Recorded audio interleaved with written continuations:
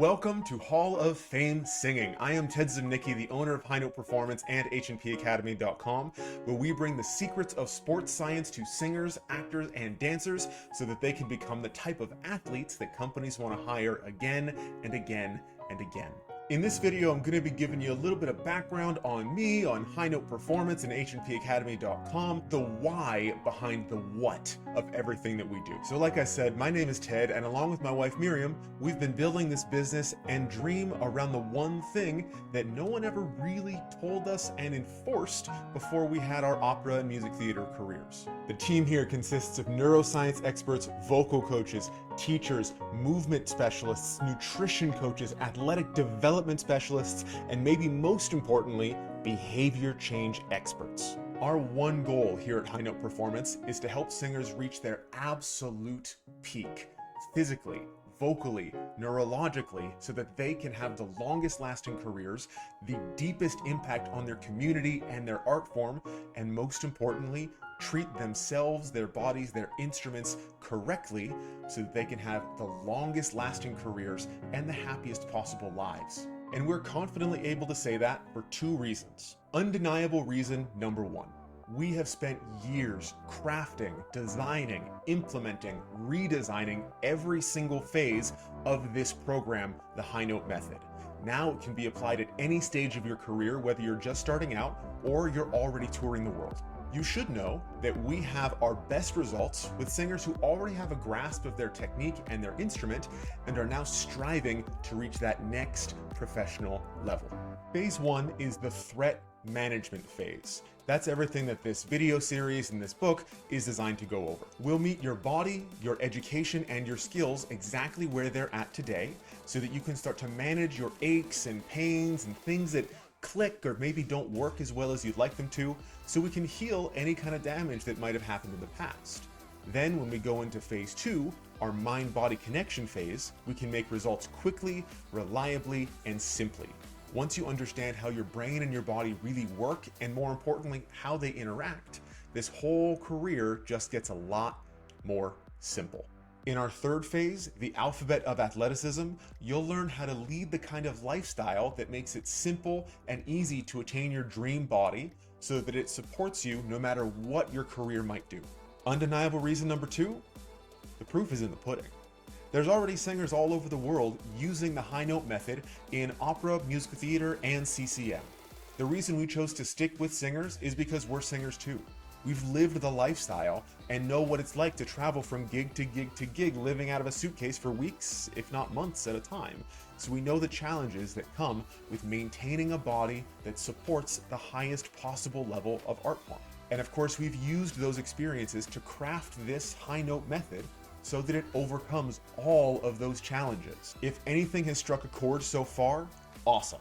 But I have just one more quick checklist to go through to make sure that you are in the right place and you're not wasting any of your valuable time. We'll help anyone who's been struggling and feels like they haven't made progress as long as they're willing to put in the work on their side too. But here's that checklist. Let me know if any of these apply to you. So if you are tired of demonizing certain foods, exercise methods, places, social events, or practices that most people find fun and enjoyable. If you have had enough of hiding in pictures, feeling self-conscious for your costume fittings, or you need to approve of every picture before a friend posts them on Instagram. If you feel like you can't embody certain characters properly because you don't look the part. If you're done depriving yourself of the things that you love. If you feel like you've been stuck at the same vocal plateau for weeks, months, or years. If you are sick and tired of feeling sick and tired. If you have aches and pains that people are telling you are normal just because you're getting older. Or if you are just too busy for anything right now, you're in the right place. These are the things that some of our most successful clients started by saying. So if any of those sound familiar, congratulations, you're in great company. What you're about to learn is going to change things for the better. Just imagine. eating what and how you want in any setting, feeling so confident that you never need to double check that picture again, embracing your inner badass, singing what you want, how you want, when you want, enjoying all of the foods and movements and activities that someone sometime told you were bad, making audible, obvious progress in your voice in every single practice session, feeling strong, mobile, flexible, and young from the moment you wake up until the moment you fall asleep again, living a pain-free life, reaching your physical and vocal potential no matter how busy you are. You're about to learn how to communicate with your subconscious to give you the best possible chance of getting what you want on command. But if you're anything like me, you're probably feeling a little skeptical because people have told you something like that before. So just so you know, here's where I'm coming from. It's October 2009 in central New York State, a town called Ithaca, right at the southern edge of Cayuga Lake. So I'm just starting my second year at Ithaca College, double majoring in vocal performance and music education, and I'm scheduled to sing in a masterclass for a visiting teacher, a visiting professor, later that day. Now this professor has been a little bit hyped up. They've got some celebrity status coming in, so that means the audience is going to be full of my friends and my teachers and my classmates. I'm also 19 years old singing opera, so I'm a little nervous. Now, I remember finish singing Where'er You Walk by Handel, and I have no idea that the next 15 seconds are about to change my life.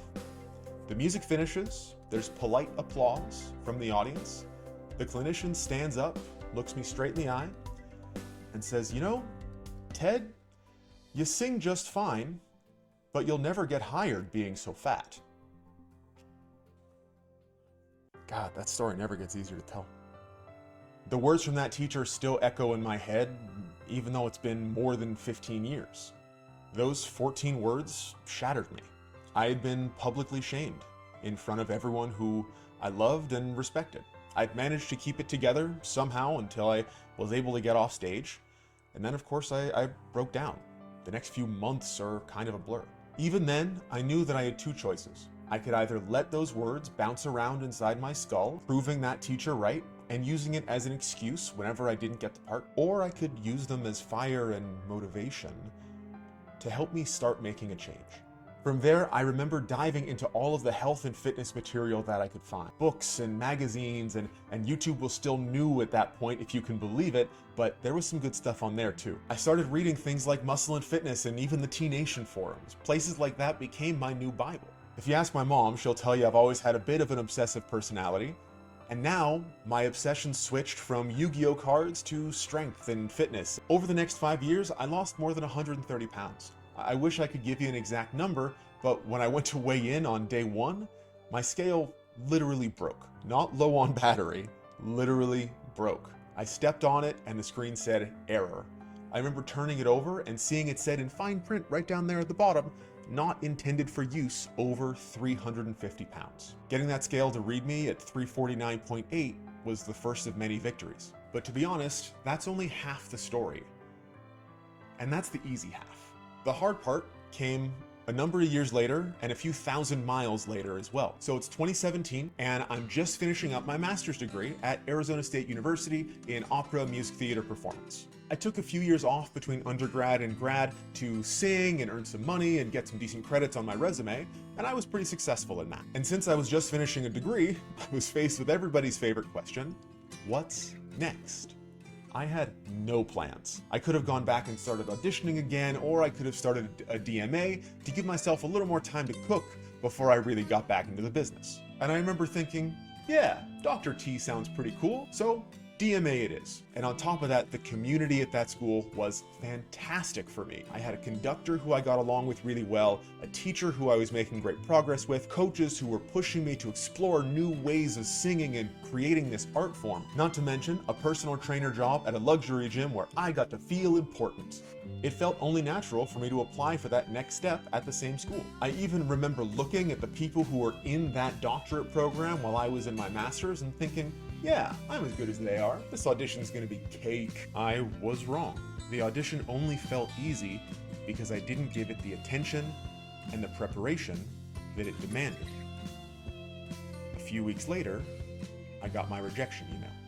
Now, rejection is just part of the game when you're in the performing arts. If you can't take the heat, get out of the kitchen. If you need to win every audition, you're in the wrong career. And I think that's very, very true. But somehow this rejection felt different. I had auditioned in a room full of people who I knew and who knew me, who I'd sung for many times before, and who had given me positive feedback. In fact, just a few days before that audition, I had gotten permission from all of them to graduate on time. And it felt like an echo of what had happened 15 years earlier.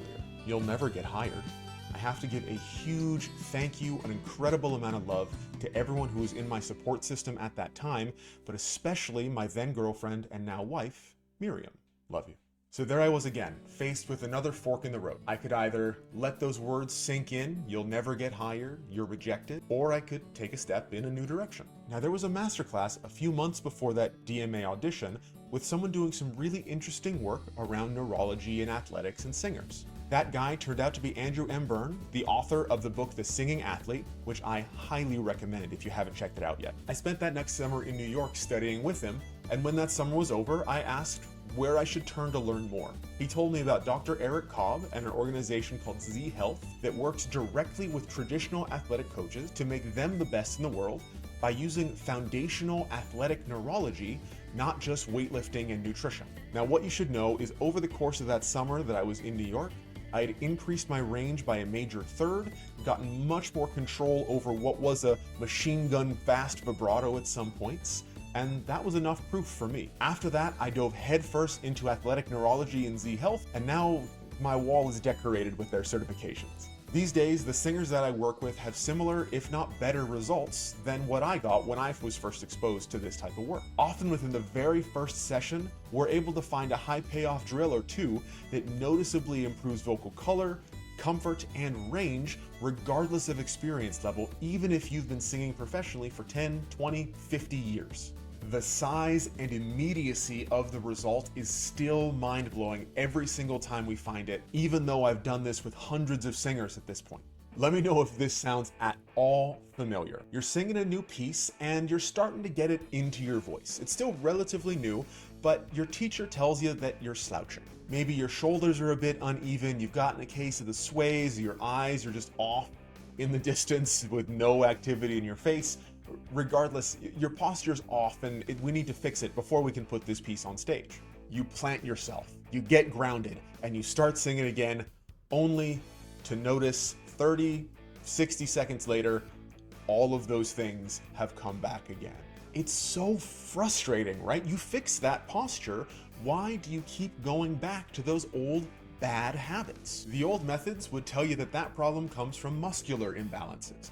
A trainer or physical therapist might say something like, the shoulder imbalance is caused because you carried a heavy backpack on your left shoulder all through middle school, so that's made all the muscles on that one side nice and tight, so what we have to do is stretch that side and strengthen the other side to help balance you out. There was a time I got really good at explaining this process and even administering the protocols to fix it, because the biomechanics check out. If your body was just a system of levers and pulleys, that would be perfect.